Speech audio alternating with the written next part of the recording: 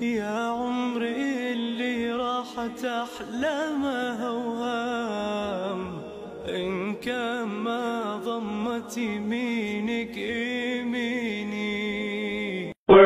درود کی مولود کی گھڑی یاری. کچھ لوگوں کو دین سمجھنے میں غلطی لگ گئی ہے. وہ سمجھتے ہیں کہ شاید نماز، روزہ، حج، زکوٰۃ اور دیگر امور شرعیہ ہی دین ہیں، اور اسی لیے وہ حضور علیہ السلام کے ذکر کی محافل کے انعقاد پر دلائل طلب کرتے ہیں. دلائل کی کمی نہیں ہے، ہمارے علماء دلائل کے انبار لگا دیتے ہیں، لیکن میں کہا کرتا ہوں کیا ذکر رسول کے لیے بھی کسی دلیل کی ضرورت ہے؟ کبھی ایسا ہوا ہے کہ پھولوں کا ذکر چھڑا ہو اور بلبل کہے لکھا کہاں ہے؟ کبھی ایسا ہوا ہے کہ بات شمع کی چل رہی ہو اور پروانہ دلیلیں ڈھونڈ رہا؟ اور یہ بھی ممکن نہیں ہے کہ بات سرکار مدینہ کی ہو رہی ہو اور امتی کو کسی دلیل کی ضرورت ہو. تو یہ دین سمجھنے میں ٹھوکر لگی. ایک ہلکا سا تجزیہ آپ کے سامنے رکھنا چاہتا ہوں، وقت مختصر ہے. قرآن مجید کے اندر 6666 آیات ہیں، لیکن جن سے احکام شرعیہ ثابت ہوتے ہیں ان کی تعداد صرف 500 ہے. باقی 6166 آیات دیگر موضوعات پہ، مناقب پہ، فضائل پہ، زہد پہ، ترغیب پہ، ترہیب پہ، تذکرہ انبیاء پہ، اولیاء کے تذکرہ پہ، بلکہ اس کتے کا بھی تذکرہ ہے جو اصحاب کہف کے پیچھے چلا تھا اور غار کے دھانے پہ بیٹھا ہوا.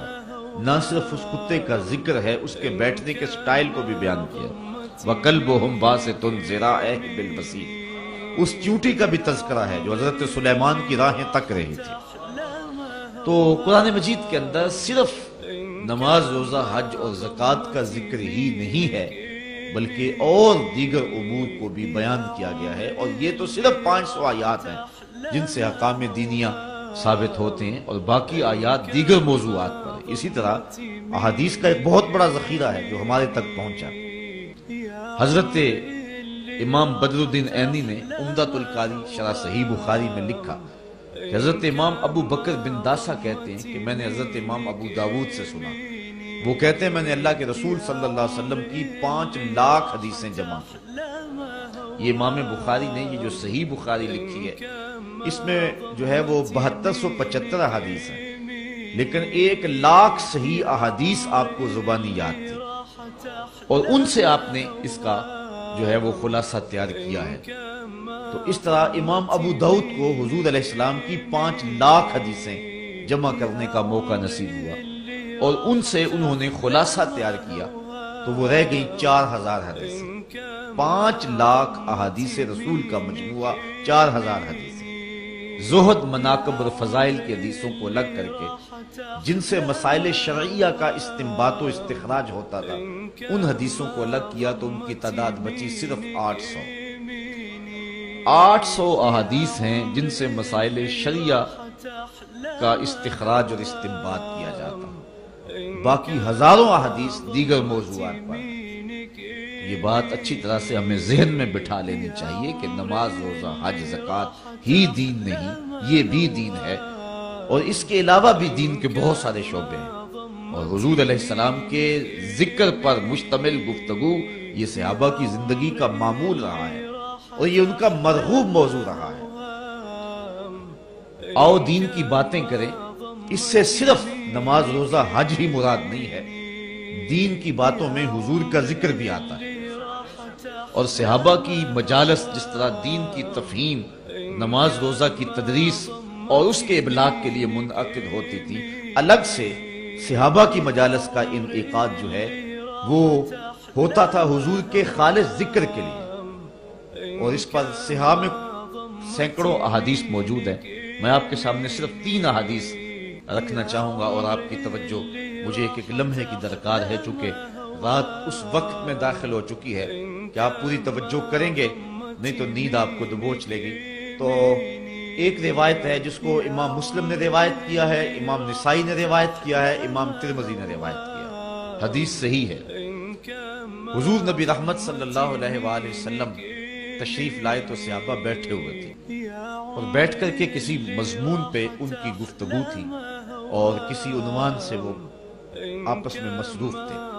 تو آقا کریم نے آ کر کے پوچھا کہ ما اجلسکم، میں یہ لفظ پڑھ رہا ہوں یہ سنن نسائی کا ہے، ویسے مسلم میں بھی روایت ہے، ترمذی میں بھی روایت موجود ہے.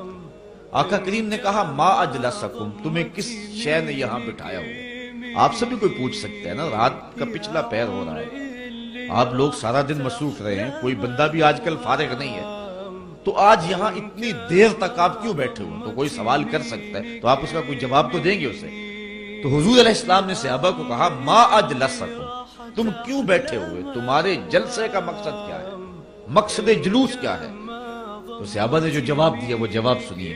انہوں نے کہا جلسنا نذکر اللہ، جلسنا ندعو اللہ ونحمدہ علی ما ہدانا لدینہ ومن علینا بکا. آج کے جلسے کا مقصد یہ ہے کہ اللہ نے آپ کی صورت میں ہمارے اوپر جو کرم کیا ہے اس پر اللہ کا شکریہ ادا کرنے کے لیے بیٹھے ہوئے ہیں. اب مجھے بتاؤ میلاد اور کیا ہے؟ یہ لفظ مسلم میں نے پڑھے ہیں جو ہے وہ نسائی کے. اب مسلم کے لفظ تھوڑے سے مختلف ہے.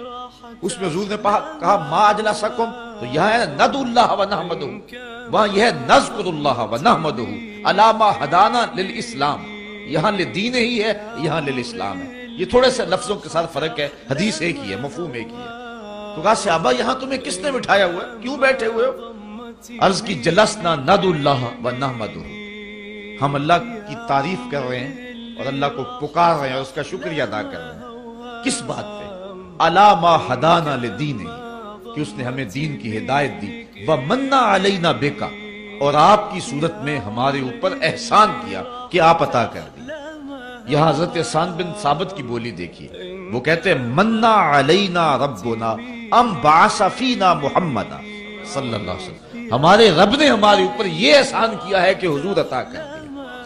اگر اسی کو اردو میں ڈھالیں تو لفظوں کی ترتیب یوں ہوگی کہ فضل رب الاولا اور کیا چاہیے، مل گئے مصطفیٰ اور کیا چاہیے، منا علینا ربنا ام بعث فینا محمد. یہ حضرت حسان بن ثابت کے لفظ رضی اللہ تعالیٰ عنہ.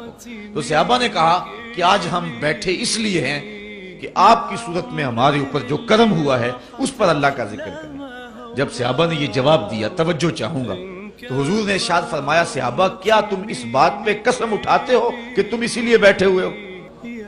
صحابہ تم اس بات پہ قسم اٹھا سکتے ہو کہ اسی لیے بیٹھے ہوئے ہو؟ صحابہ نے عرض کی اللہ کی قسم ہم اسی لیے بیٹھے ہوئے ہیں، اللہ کی قسم ہم اسی لیے بیٹھے ہوئے ہیں. پھر فرمایا میں نے تم سے جو قسم لی ہے کسی تہمت کی وجہ سے نہیں لی، تمہارے قول کی صداقت میں مجھے کوئی شک نہیں تھا، اس شک کو دور کرنے کے لیے تم سے قسم نہیں لی، بلکہ قسم لینے کا مقصد کچھ اور تھا. اور وہ کیا؟ اتانی جبریل فاخبرنی ان اللہ یباہی بکم الملائکہ. تم تو باہر بیٹھے تھے، اندر میرے پاس جبریل آئے، انہوں نے مجھے آ کر کے کہا محبوب ذرا باہر نکل کے تو دیکھو کیا ہو رہا ہے. ان اللہ یباہی بکم الملائکہ، اے صحابہ تمہارے اس عمل پر اللہ فرشتوں میں فخر فرما رہا ہے. وہ کون سا عمل تھا جس پہ اللہ فخر فرما رہا ہے؟